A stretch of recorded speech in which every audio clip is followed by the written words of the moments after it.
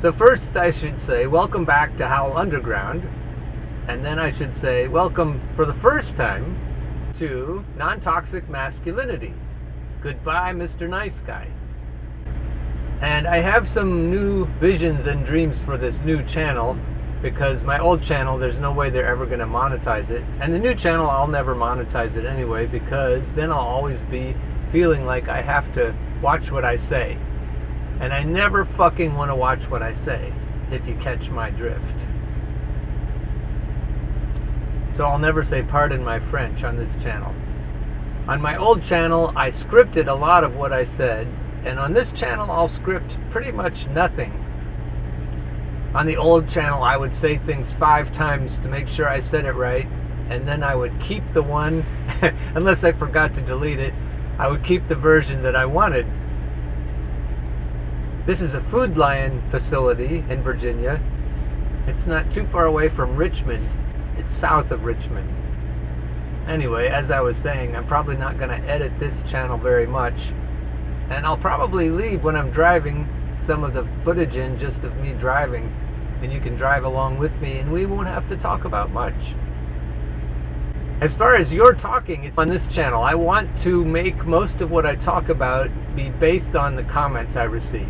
So when I receive a comment about non-toxic masculinity, about unfucking yourself, the way Mark Manson would talk about it, or about the way Mr. Nice Guy is not actually nice, as Dr. Bob Glover would talk about it. If you've been reading along some of the books I talk about on this channel, you can, or even if you haven't, you can make comments and you can ask for clarification or further thinking. It should be kind of like Russell Brand, where you have a conversation. He has 5.2 million viewers, and he's trying to keep up and give them a part in what's going on his channel, and I'd like to do that too. If you haven't checked his channel out, he is one of the few people left who are still telling the truth about global hegemony of the United States and its allies. Lee Camp, I guess, has been exterminated. I don't know if he has anything left that it hasn't been deleted or censored somehow. On Howell Underground, we talked mostly about politics, and on this one, on non-toxic masculinity, we're going to talk mostly about relationships. And if you think about it, relationships can cover politics and religion and any other hot button topics you want, but we're going to start from relationships. And I'm hoping maybe I don't get the same algorithm with this channel as with the other channel, because when I talked mostly about politics, I know that I got algorithmed out of existence, and talking about relationships might be more acceptable, so then when we sneak in other topics, nobody will notice. I've been driving truck full-time since just after Thanksgiving, and I'm not at liberty to say much about that yet, but as soon as I can, I will tell you all about it. To why I'm not in the classroom teaching full-time. I will say I'm still employed by Millersville University. They're still paying me, but I haven't been teaching there. If you haven't already figured it out, I'm quite the troublemaker, and we'll get into that together, hopefully. But as for now, we'll leave a place held for that to talk about later. So why relationships? If you think about all the things that humans do in life, probably nothing is more important than relationships. A lot of humans seem to have the idea that the point of life is to obey your employer and do that for 30 or 40 years and then die. If your employer lets you have a little bit of time for vacationing and sleeping, that's a bonus. But the point of your life is what you do for your employer. And I'd like to think about maybe the point of life being relationships instead. And so if we think about that as a starting point, then we'll say, well, if life is about relationships, I would live it differently than I am now. So with relationships as a starting point, we'll think about what the other things in life mean, and we'll keep doing them probably. But it's amazing if you think about your life from the time you were born until now, and if you think about visiting yourself earlier in your life, if you could go back and talk to yourself, your previous self, what do you call that, past self, then you could say to your past self, hey, look what I figured out between the time I was your age and now, and especially what I figured out with regard to my values. If I had the values at your age that I have now, this is what I would have done differently. And if you have these conversations with your past self and you think about, how would I have done things differently? What choices would I have made differently? You start to think about now, and you think, I wonder what my future self would say to my current self. And if you can figure that out, a world of possibilities opens up in your mind, because when you look back, you see how structured you were and strictured you were. You see how difficult. Did you see that guy? If you were watching the guy clean stuff, he just dropped his hose and started squirting himself, and then he started laughing. I should honk at him to see if he is happy that I was watching him do that. Now he probably has to go in and change clothes. He has to go into that refrigerated warehouse and change clothes. Oh boy. Sucks to be you, dude. That's called Schadenfreude, right? Schadenfreude. That's what it. Now I shouldn't laugh, because that kind of thing has happened to me before. Wonder what this guy in the Silverado is doing. You saw him pass in front of me, but he's a little bit off camera now. There's another Silverado coming. They're probably thinking of ways to get in the way of the trucks before they back up to their doors. Guys in pickup trucks always seem to have a knack for parking right where you need them not to park. Here comes the other guy I was talking about. There he goes. Anyway, back to my future, present, and past selves. I was thinking that if I'm always thinking about values, I think about possibilities.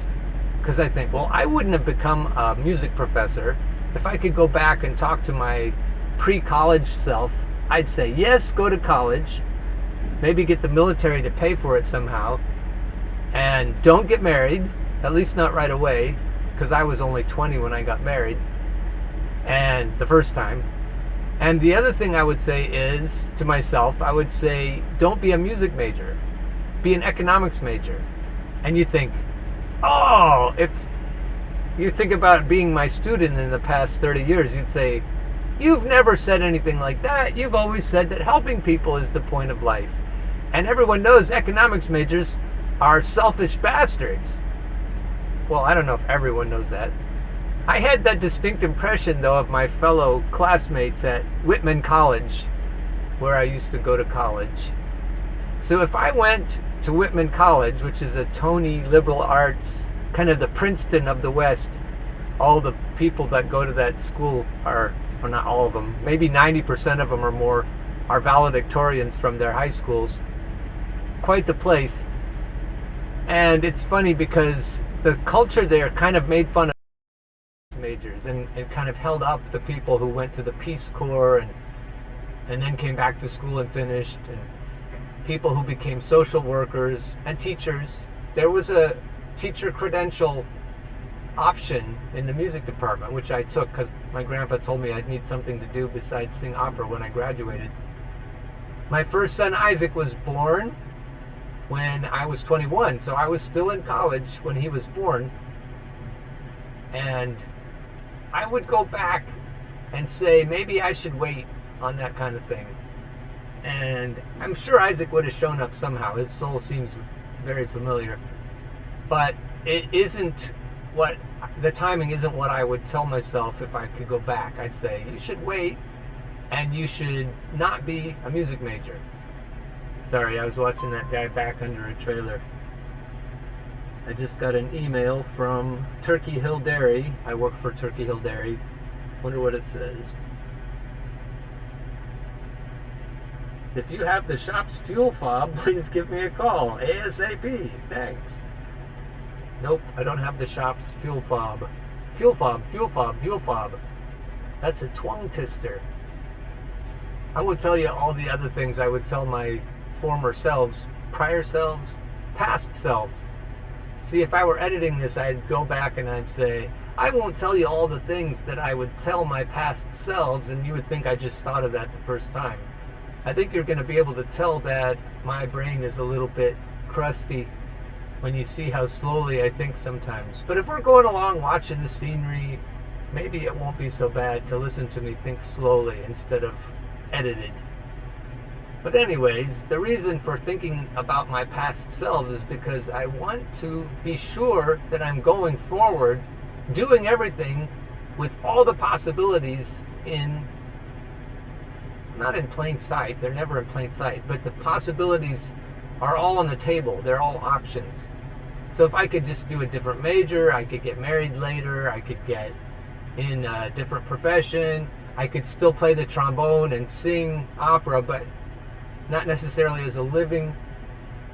I would, I don't want to tell myself what companies are going to go crazy. I'd say buy Microsoft or some other thing. Maybe I'd buy Berkshire Hathaway shares.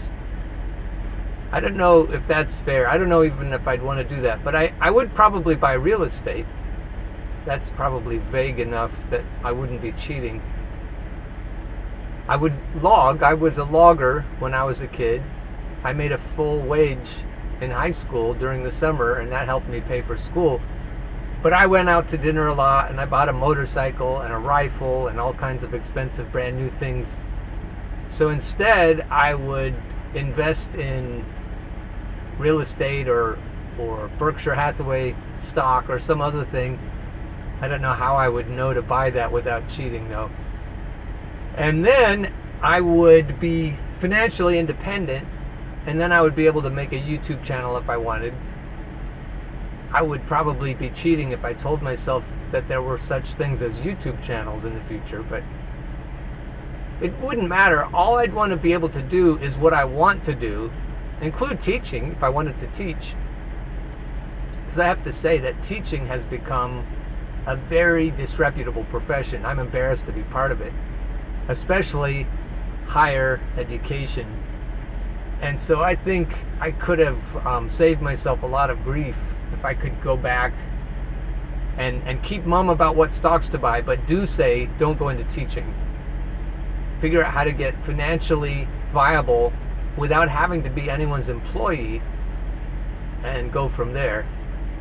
If I had purchased real estate in Western Oregon in the 90s and then sold it now, that would be amazing how much money I'd have in my pocket.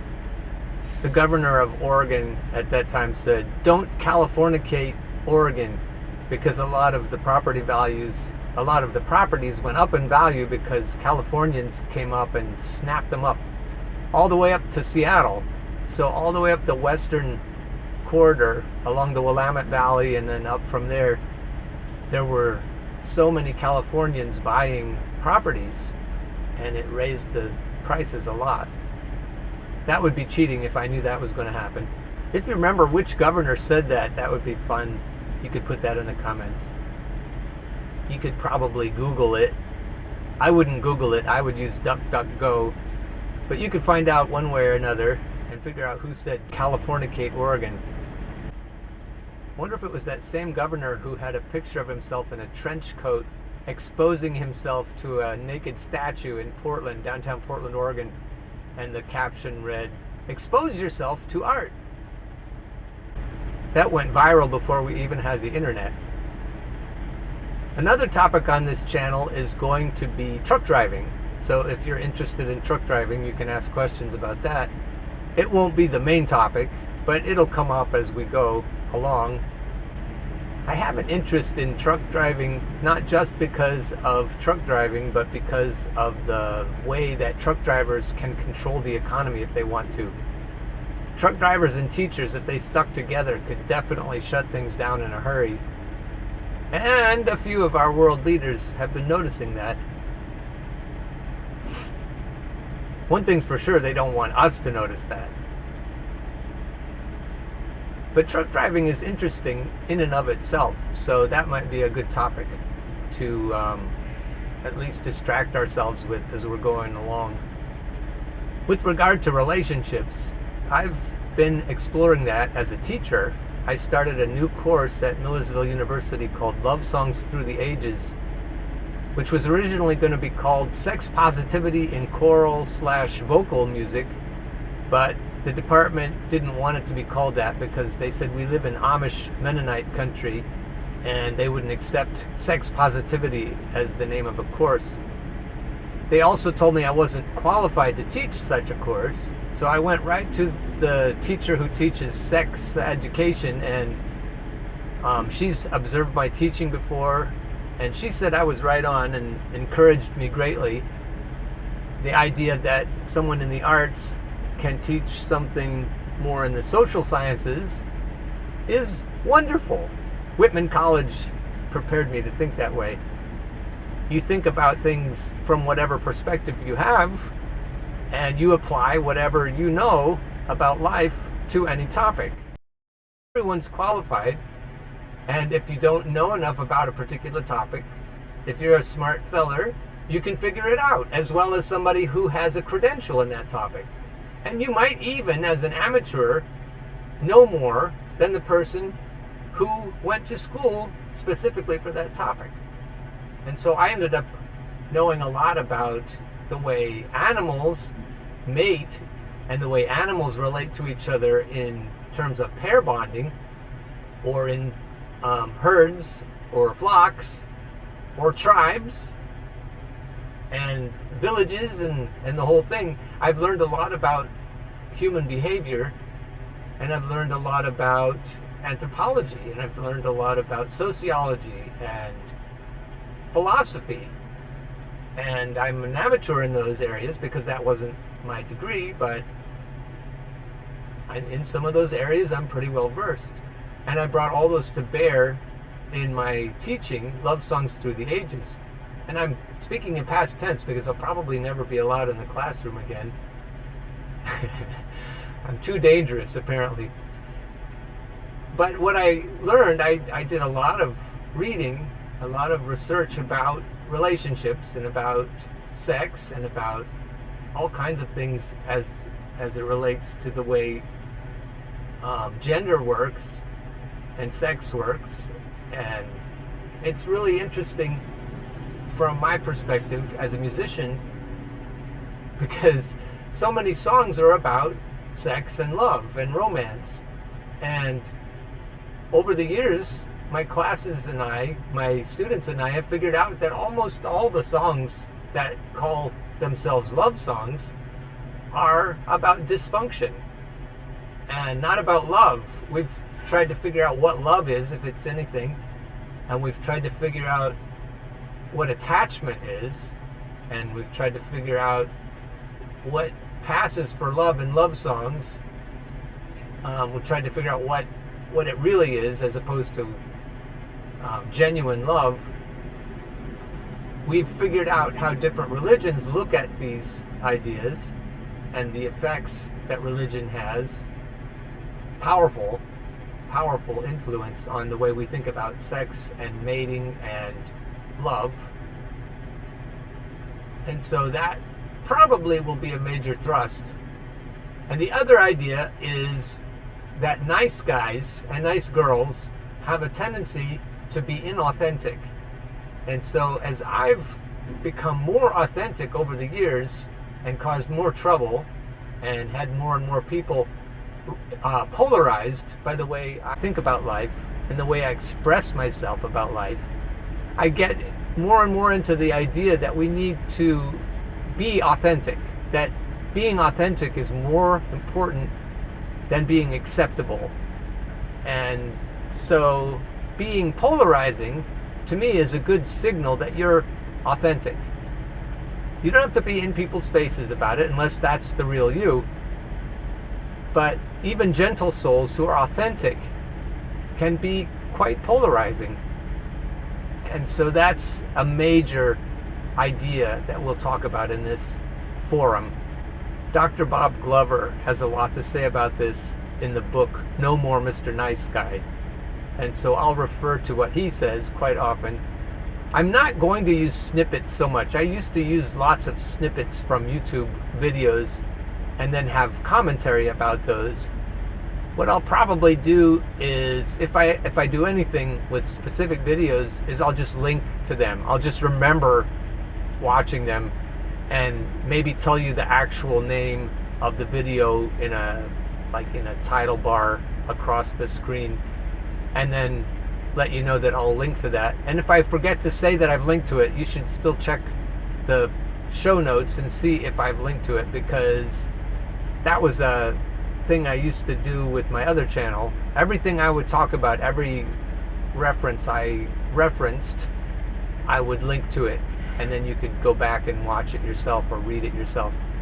I noticed on Amazon you can listen to that whole book, No More Mr. Nice Guy, for free.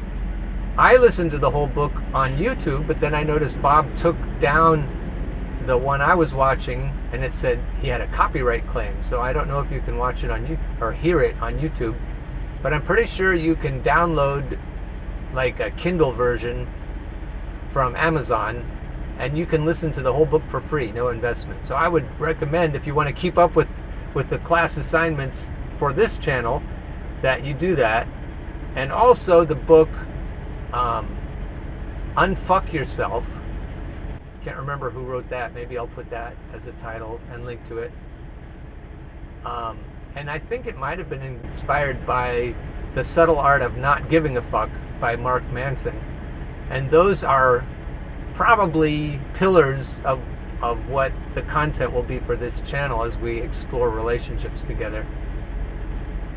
The other thing I did on my old channel is I made lots of videos that lasted 30 minutes or more.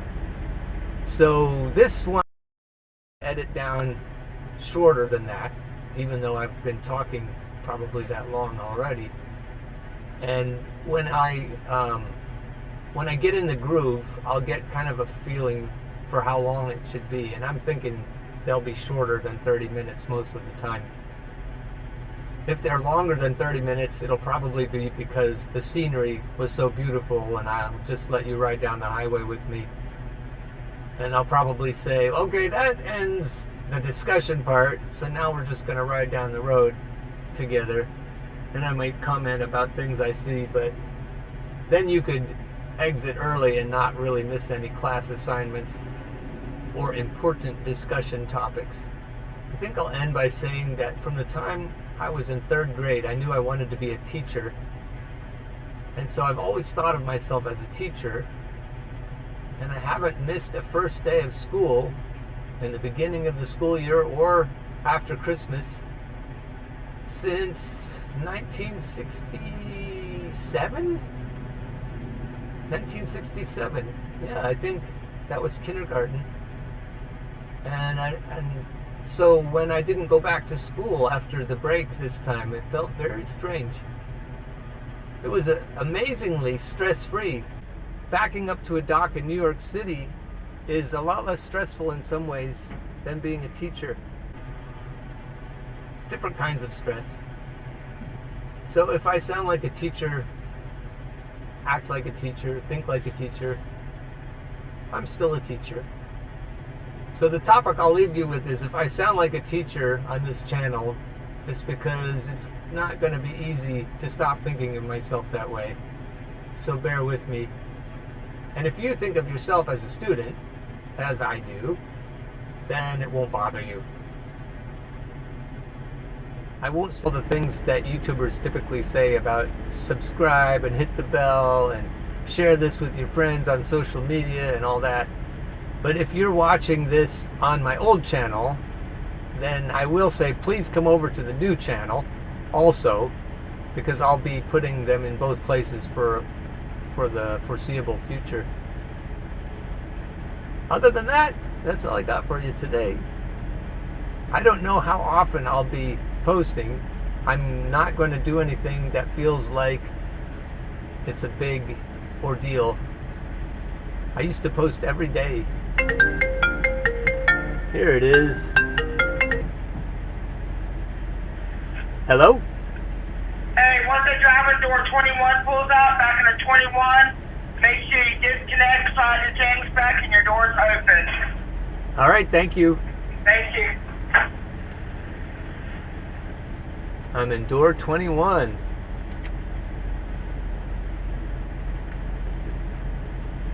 Well, maybe I'll leave the camera rolling while I back into door 21. You won't be able to see much, but it might be fun. There goes the guy in his pickup.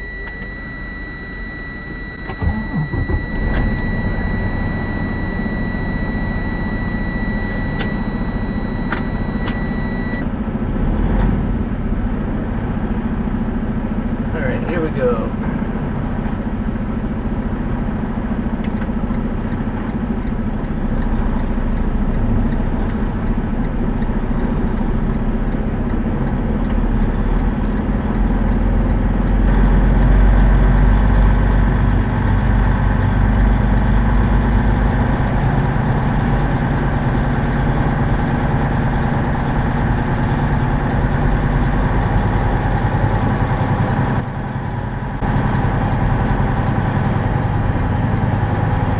Look at that stupid fire hydrant.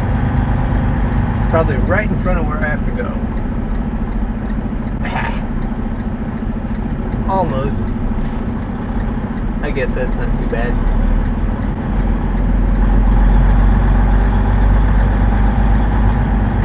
Oh, he's not out yet.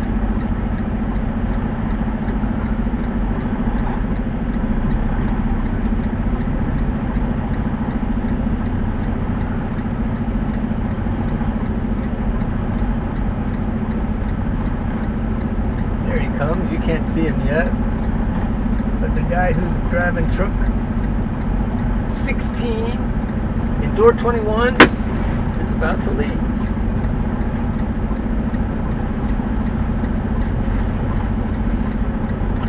Oh no, he's not. That isn't the guy.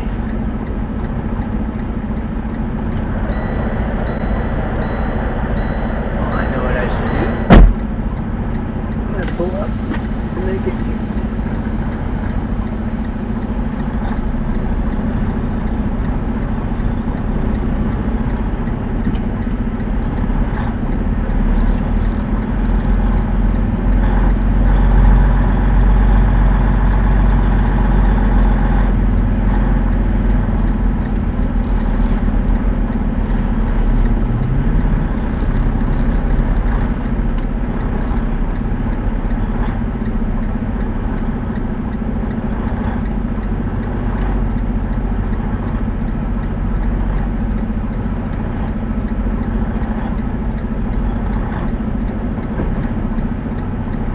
Slide my tandems while I'm sitting here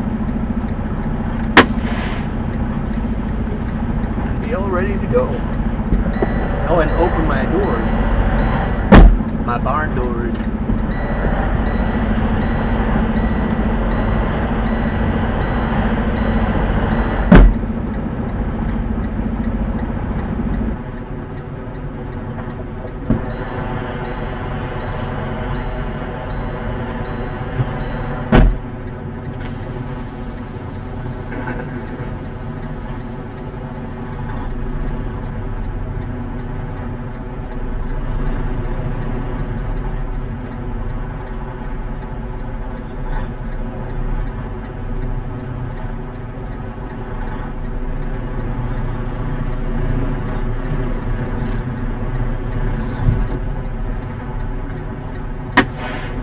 Sometimes they get sticky.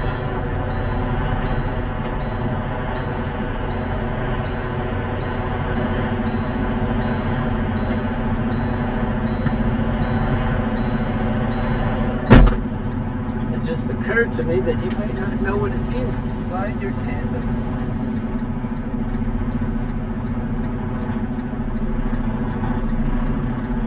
And if that's the case, you might want to go on YouTube and figure it out. I learned how to butcher rabbits on YouTube and how to clean a deer, how to build a chicken coop. Oh crap. must have driven too fast and went from sleeper cab to on duty. Oh yeah, I did. I went too fast. If you go over 5 miles per hour, it logs you on as driving. If you watch Clutch Trucker on YouTube, you can figure out how to do your logs, even if you have an ELD device like I do, so that you, when you're stuck at a shipper for hours and hours, you can figure out how to get home faster. Somewhat controversial topic. I might not even launch into that one.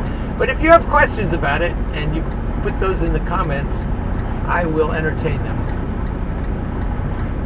Now I just have to wait for the guy in door 21, or the girl in door 21, to leave so I can get in there.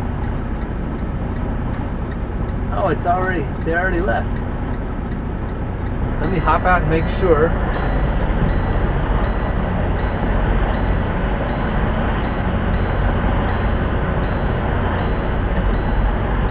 I also had to make sure my pins popped back in.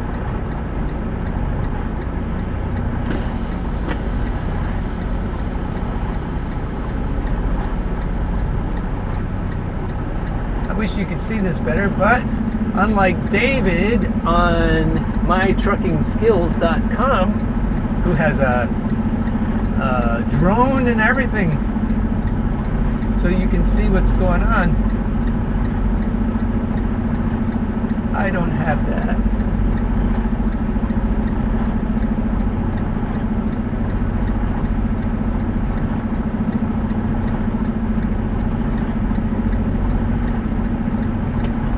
So you'll just have to go with the commentary, I guess, and trust that there is a door back there somewhere.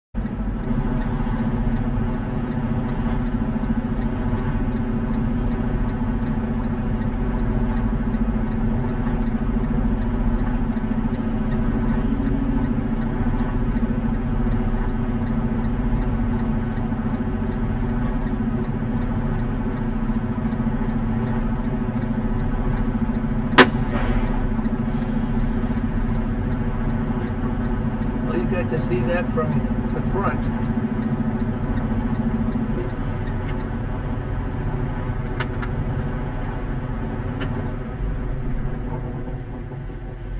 Well, there we go.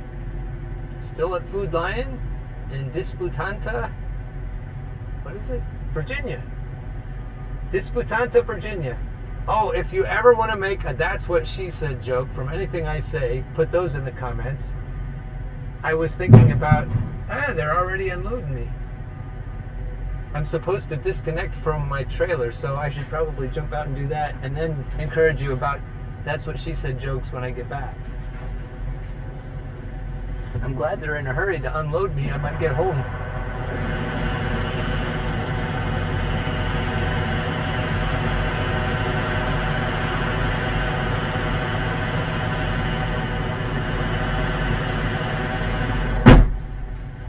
Probably turn my reefer off too, because it's not a warm day.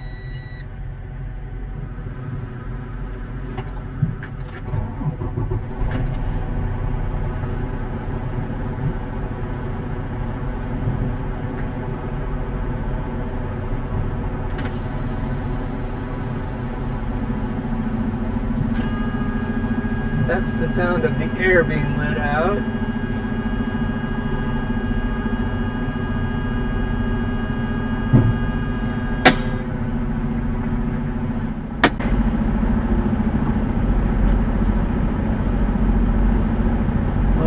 that.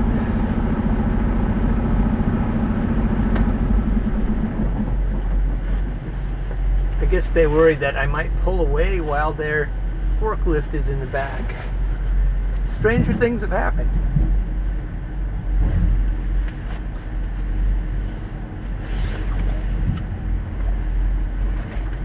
Well, there we go.